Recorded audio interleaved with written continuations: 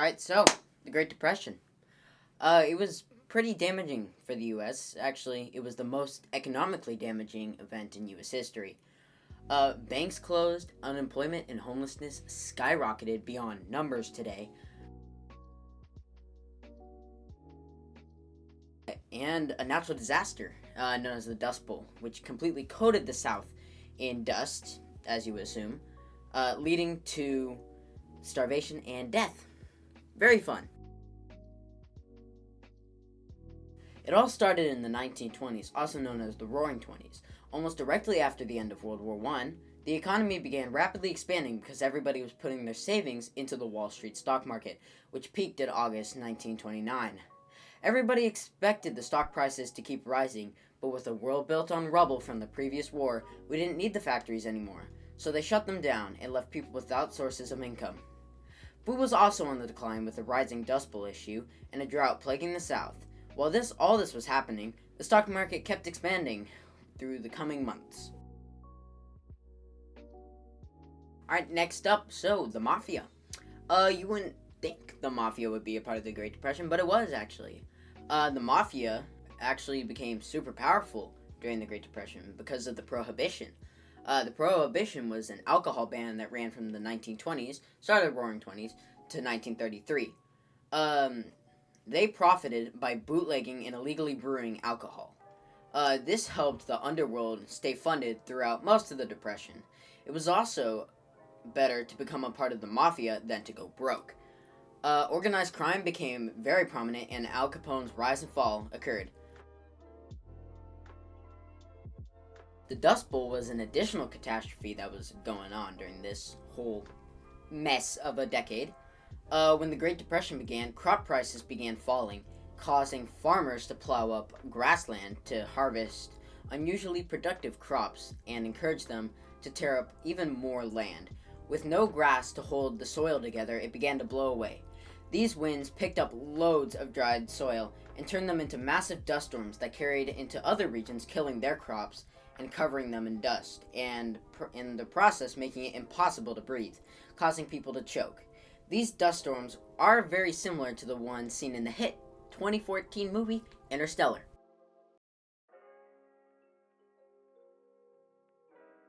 Back to the Great Depression's cause. On October 24th, 1929, billionaire investors began selling their extremely overpriced stocks all at once. The market crashed, and 12.9 million stocks were traded that day. That day was dubbed Black Thursday. On October 29th, only 5 days later, 16 million more stocks were traded. That day, millions of shares became worthless, and consumers lost all buying power. Bank runs became a common occurrence from 1930 to 1933. Bank runs were the result of everyone cashing out their stocks as quick as possible for cash. With high amounts of cash going out and no cash coming in from deposits, the banks were bound to run out of money. This forced the banks to take out large loans that they could not pay off. By early 1933, many banks had closed their doors and given up. We are not the only ones to suffer this great economic crash. Places such as Africa, Asia, Europe, and both North and South America were all affected. International trade dropped by 30%, and to protect their nation's industries, they began making and raising tariffs. Tariffs are basically taxes on imported goods. So if you were to buy an apple from China all the way over here, you would have to pay like $30. Even though the apple is $5, they're using resources to get it to you. So that's why it's the 30 extra. These taxes were the main reason why the global Great Depression continued. Places such as Germany, Japan, and Italy resorted to other means to fix their country. Fascism and militarism spread throughout these countries, and this was the start of Adolf Hitler's rise to power. He basically promised that he would fix their broken nation. The Great Depression was not a great time for the U.S. Besides all the crime, droughts, unemployment, and homelessness problems, there was another problem. As if we just couldn't get enough, mortality rates severely dropped, starting with 12 people, ironically with a drop of their own. 12 traders, brokers, whatever you call them, jumped off buildings in Wall Street on Black Thursday. After that, it was like a call to action. Over the next 4 weeks, 44 more suicides were confirmed. More people died to suicide, starvation, and choking from the dust storms. Suicide rates changed from 7.1 to 1,000 people to 23.9 to 1,000 people. There's 20 confirmed cases of starvation, over 5,000 and over 5,000 unconfirmed from choking in the dust storms. The Great Depression was basically a void decade for the US. We accomplished absolutely nothing worthwhile, at least. And we invented things like Scotch tape and the chocolate chip cookie and discovered Pluto. Pluto didn't last very long. Compared to other nations, we handled it the worst. President Herbert Hoover basically said, "Nah, y'all got this," and watched as the nation crumbled around him. Eventually, he was met with so much backlash that he had to do something. So he did. He added taxes and built a dam. That also did not make people very happy. Let's just say he was not re-elected president. Then FDR was elected with his new wonders, New Deal. A bunch of experimental laws to get people back to work. It worked, and besides that, he also established a system that gave stability to banks so that you won't lose your savings if the market crashes again. My question was, how did the Great Depression affect the advancement of our nation? I think that's enough context. Now let's answer my question. How did the Great Depression affect the advancement of our nation?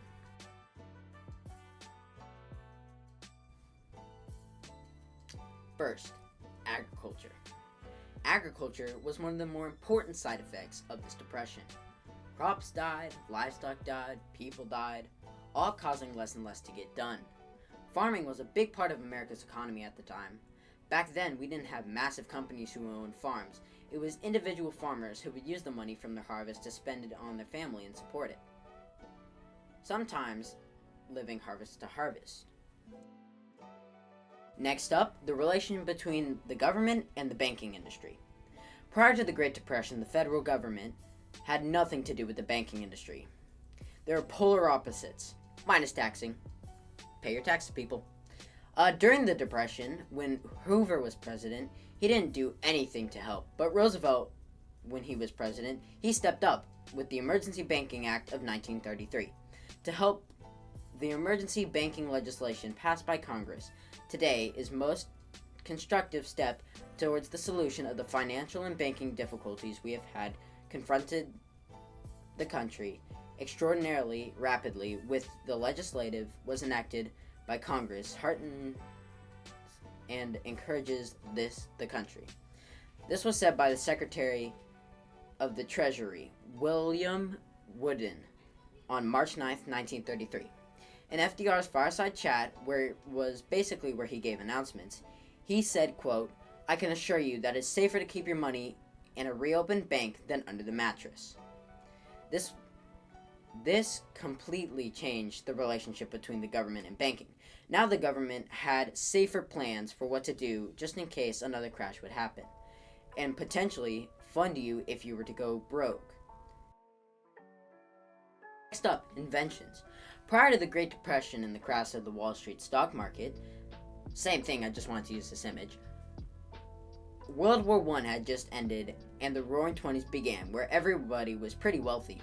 People had more money to spend, so they started inventing things, like useful things, like the Band-Aid, traffic lights, insulin, and more entertainment-based items like chewing gum, the instant camera, the television, and the first U.S. radio station called KDKA, which hosted the first play-by-play baseball commentary, which is all super cool. But once the Depression hit, this list of inventions became exponentially smaller. Once the Great Depression and World War II was over, the number of inventions shot back up. Stuff like the color television, which it was an innovation, the aqualung, which is modern air tanks for scuba diving, the credit card, could have been extremely useful during the Depression, and get this, sliced bread.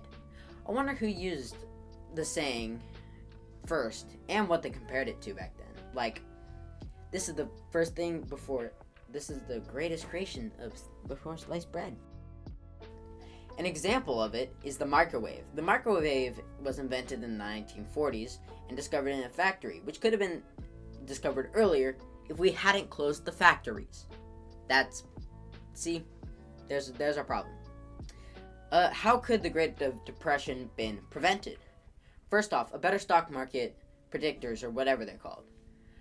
We were too blind to realize that the market was going to crash. Also, better factory purpose. We should have repurposed all those weapon factories to food or clothing factories, which could have been cushioned for the economy. Food silos and water reserves might have been helpful to prevent/negate the food shortage and the drought of the Dust Bowl. Overall, the Great Depression greatly, affected the advancement of our nation. First, it affected the agricultural side of things, forcing scrounging farmers to go broke, harvest on dry land, causing a drought. Next, the banking and federal government relationship with the Emergency Banking Act of 1933 and the banking laws put in place by FDR that I did not talk about. Finally, inventions. We couldn't advance in anything scientifically until after the Depression. Alright, so hopefully you've learned at least something from this video. Thank you for your time. Here's a little message from a representative of HCFCA on why this project should get an A. Thank you, good evening, and good night. Hey, it's me with high schoolers for the betterment of Connor Anderson's grades. I come here today because what you've just seen is probably a great presentation on the Great Depression. The Depression, not so great. Presentation, probably top notch. Connor is a hard worker, and I know he's been putting a lot of effort into it. Now, on the topic of Great Depression, I personally would be very depressed if Connor got a bad grade on this. So you should totally keep that in mind while grading.